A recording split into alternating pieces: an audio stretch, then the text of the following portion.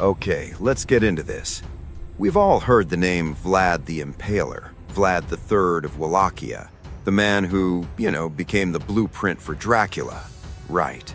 His name alone just conjures up these images of blood and terror. Exactly. But the deep dive you sent over suggests that the real horror story isn't actually the life he lived, but the incredible confusion and, the conspiracy around how he died. It's a fascinating historical paradox.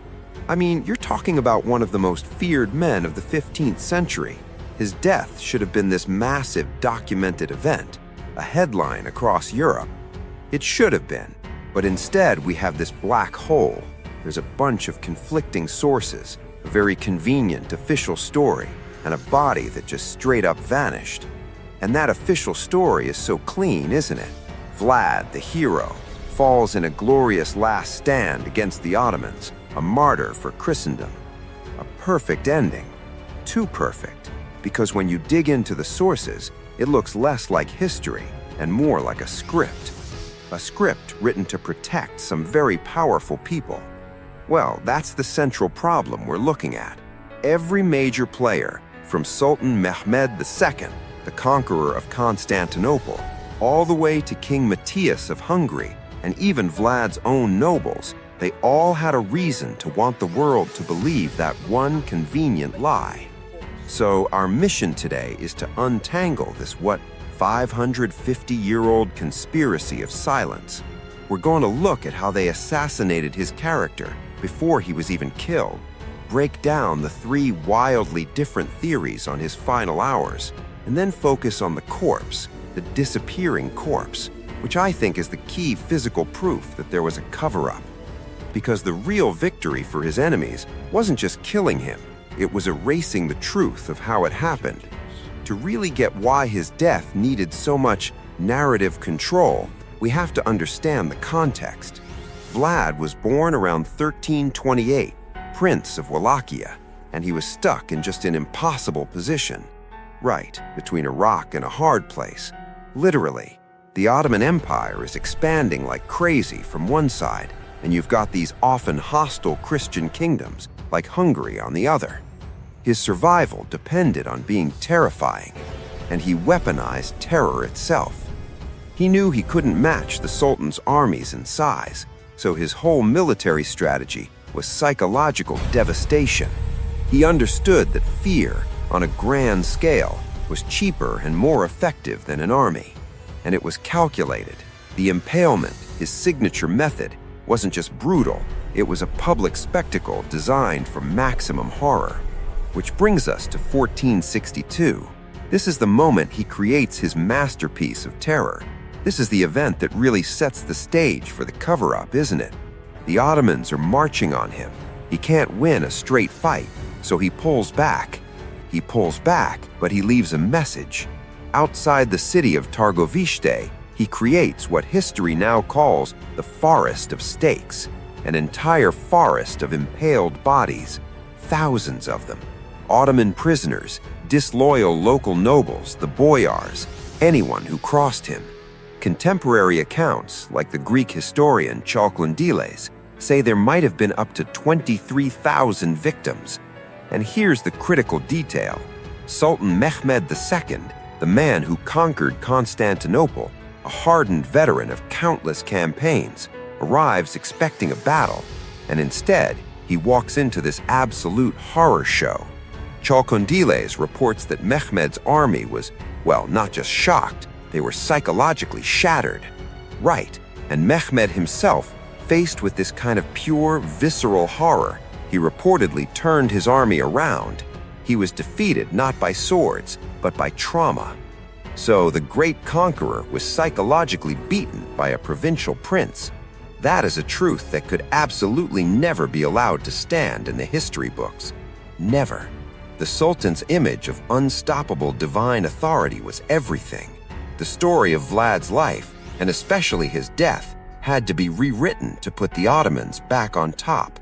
The erasure had to begin, and it starts not with his death, but with his reputation.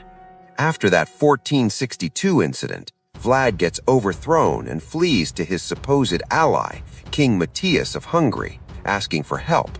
But Matthias sees Vlad as a liability. You know, he's too independent, too unpredictable. Matthias would much rather have a puppet on the Wallachian throne, someone he can control. So instead of helping a Christian hero, he arrests him and holds him for 13 years. 13 years. But that creates a huge PR problem for Matthias. How do you explain to the Pope, to all of Europe, that you've imprisoned one of the fiercest fighters against the Ottomans? You invent a reason. You go on the attack. His court manufactured evidence. They forged letters, supposedly from Vlad to Sultan Mehmed, offering allegiance, offering to betray Christendom. And these weren't vague claims. The letters were specific, right?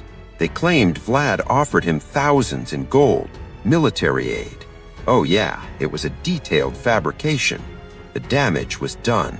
Whether anyone truly believed it or not, Vlad's reputation was destroyed. While he's sitting in a prison cell, he's being painted across Europe as a traitor. Then, around 1475, the political winds shift. Matthias needs someone to fight the Ottomans again, and he decides to release his pawn. He probably figured 13 years in prison had broken him. So, Vlad is released, he reclaims his throne, and then, less than 2 months later, he's dead. That window, late 1476, maybe early 1477, that 60-day period is where it all goes dark. It's what makes the official story so suspicious. How do you go from political prisoner to reigning prince to dead hero in just 2 months? Well, the official line is he died in that glorious last stand. But the sources you shared show just how shaky that story is. The cracks are everywhere. First, the timeline is a mess. Different sources give different dates for his death, weeks apart sometimes. For a figure this famous, that's just odd. And the location, also completely disputed. We can't even get a clear picture of the basic geography of where this huge, decisive battle was supposed to have happened. But the most damning thing for me is the silence, the Ottoman records. Exactly. They were obsessive record keepers, especially about military victories. If Mehmed had finally crushed the man who humiliated him, you'd expect volumes about it. Instead, you get barely a footnote, which suggests the victory wasn't so clean, or maybe it wasn't a victory at all. Which brings us to the 3 competing theories. First, you have Theory 1, the official story, the convenient lie. Right, Vlad is ambushed, fights like a lion against impossible odds, and is killed. His head is sent to Constantinople as a trophy. It's clean. It works for everyone. It works for Mehmed, who gets his victory. It works for Matthias, who sent a hero to a heroic end. And it even gives Vlad a noble end. But then you get the messy theories. Theory 2, friendly fire, the shameful accident. This one suggests the death was just chaotic and humiliating. It's winter, the fighting is confused, and Vlad, maybe wearing some unfamiliar armor, is mistaken for an Ottoman by his own men, and guilt. And the motivation to hide that is enormous, monumental. It doesn't just shame his supporters, it makes King Matthias look like an incompetent fool who sent his guy into a completely disorganized disaster. It would have been catastrophic for the cause. Okay, and then there's Theory 3, the most cynical one, assassination. This one centers on the Wallachian Boyars, the local nobles. We have to remember, while Vlad was in prison for 13 years, these guys got very powerful and very comfortable. They did not want the old boss back with his management style. Not at all. This theory says they conspired to have him killed, possibly with help from Ottoman agents, because he threatened their new status quo. And if that's true, it's an even bigger political disaster to admit. It means the local nobility are regicides, murderers of their own king. It means Matthias's whole plan was a catastrophic failure. So no matter which of the unofficial stories is true, accident or assassination, there is overwhelming reason for every single party to bury it under the glorious battle story. And the proof that something was buried is the body itself, or the lack of it. We know the head made it to Constantinople, Mehmed had it displayed on a stake, which is just dripping with irony. The Impaler, impaled, a perfect symbolic end, but the rest of him just vanishes. The traditional burial site is Snagov Monastery. For decades, that was the accepted story, until they excavated the grave in the 1930s. And what did they find? Nothing. The tomb marked for Vlad was either totally empty or just had a few animal bones in it. That's the smoking gun. You do not move a king's body unless the story of his death is too dangerous to be examined. Hiding the body hides the crime, and the mystery just keeps going. In the 1950s, another body was found, a headless skeleton from the right time period at a different monastery, Komana, one that Vlad himself had founded. Which seems plausible, right? Head goes to the Sultan, body is buried secretly by loyalists. It seems plausible. But here's the thing that keeps the conspiracy alive. Those remains have never been conclusively identified. No DNA analysis, nothing definitive. The body of one of history's most notorious figures is still officially a question mark. And that ambiguity is perfect for the cover-up, isn't it? It leaves just enough doubt that no one ever has to confront the messy truth. The comfortable story survives. So when you connect all these dots, you don't see a formal, planned conspiracy. You see something more subtle, a mutual understanding, a conspiracy of silence. You have three major players who all benefit from telling the exact same convenient lie. Okay, let's break down. First, Sultan Mehmed. He needed to erase the memory of his 1462 humiliation. A clean, crushing victory over Vlad does that. It restores the narrative of Ottoman superiority. Then King Matthias of Hungary. He can't look like the guy who imprisoned a hero for a decade and then sent him to his death in a bungled operation. The heroic narrative transforms him from a negligent manipulator into a wise king who unleashed a Christian warrior. And finally, the Wallachian Boyars, the local nobles. If Vlad died heroically in battle, their new power is secure. They don't have to answer for regicide, for killing their own sovereign, whether it was on purpose or by accident. The lie protects their entire power structure. So it wasn't a plot hatched in a dark room. It was just unspoken political consensus. The Ottoman, Hungarian, and Wallachian sources all had a vested interest in the same lie. The simple story was just better for everyone than the treacherous truth. And the irony is just incredible. Vlad the Impaler built his entire career on controlling perception through terror, on winning battles without fighting.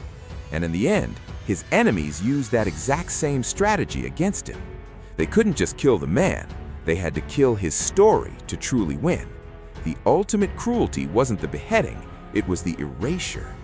Having his messy, possibly treacherous end repackaged as a heroic myth by the very people who benefited from his death. And that leaves us with a final thought, one to really chew on after this deep dive. If these powerful interests manage to forge evidence, cover up a death, and rewrite history about a figure as huge as Vlad 550 years ago, what does that say about how we should view history today? How many of our own heroic myths or glorious battles are just the comfortable lies that powerful interests needed us to believe? It makes you think, doesn't it? We should always be questioning the clean narratives. Whenever history presents a story that's just a little too perfect, a little too convenient for the winners, that's when we should start digging. Because the inconvenient facts, that's usually where the real story is buried. Please like and subscribe.